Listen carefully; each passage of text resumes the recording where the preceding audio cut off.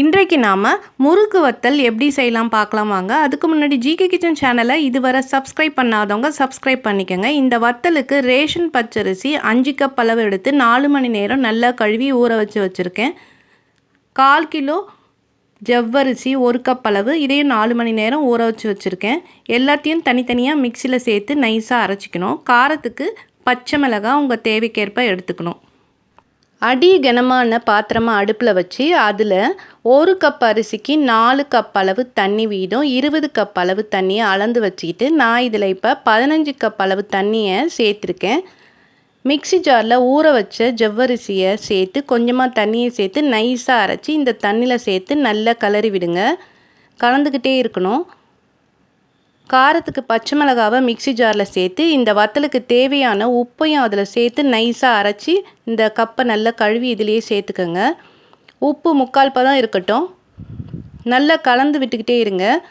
வாசனைக்கு கருப்பு எள்ளு 2 ஸ்பூன், 2 ஸ்பூன் ஜீரகம். கருப்பு எள்ளு சேர்த்தா வத்தல் நல்ல வாசனையாக இருக்கும், ஆனால் கலர் கொஞ்சம் கம்மியாக இருக்கும்.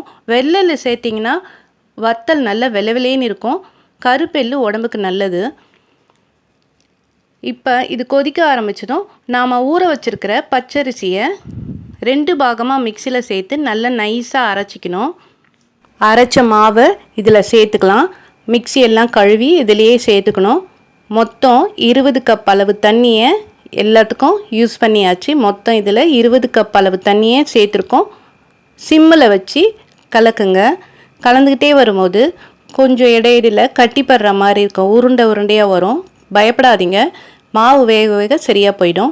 1 ஸ்பூன் அளவுக்கு பெருங்காயத்தூளை சேர்த்துக்கலாம். சேர்த்து நல்லா கலந்து விடுங்க. சிம்மிலேயே வேகட்டும். ஒரு 1/4 மணி நேரத்தில் ரெடி ஆகிடும். இது பாருங்கள், உருண்டைப்படுது. கலக்க கலக்க மாவு வேக வேக சரியாயிடும். பாருங்கள், மாவு 3/4 பதம் வெந்துடுச்சு. மாவு நல்லா வெந்ததுக்கப்புறம் நீங்கள் தண்ணியை தொட்டு இப்படி அமுக்கி பார்த்தீங்கன்னா கையில் கொஞ்சம் கூட வட்டாது. இதை மாடியில் துணியை விரித்து முறுக்கு போல் பிழிஞ்சு விட்டுருங்க. சாயங்காலமாக இதை எடுத்து இந்த துணியை திருப்பி போட்டு தண்ணியை தெளித்து எடுத்திங்கன்னா வத்தல் இது போல் அழகாக வந்துடும். இதை மறுநாள் ஒரு நாள் முழுக்க வெயிலில் காய போட்டு ஸ்டோர் பண்ணி டப்பாவில் போட்டு வச்சிங்கன்னா 1 வருஷம் கூட கிடாது. பாருங்கள், பொரிச்சு காமிக்கிறேன் எவ்வளோ அழகாக பொரிஞ்சு வருது. நல்ல மொறுமொறுன்னு இருக்கும். கருப்பு எள்ளுனால தான் கொஞ்சம் கலர் கம்மியாக இருக்கும். இது ரொம்பவே கிறிஸ்பியாக இருக்கும். உங்களுக்கு இந்த வத்தல் ரெசிபி பிடிச்சிருந்ததுன்னா லைக் பண்ணுங்கள், கமெண்ட்ஸ் பண்ணுங்கள், ஷேர் பண்ணுங்கள். நம்ம சேனலை மறக்காமல் சப்ஸ்கிரைப் பண்ணுங்கள்.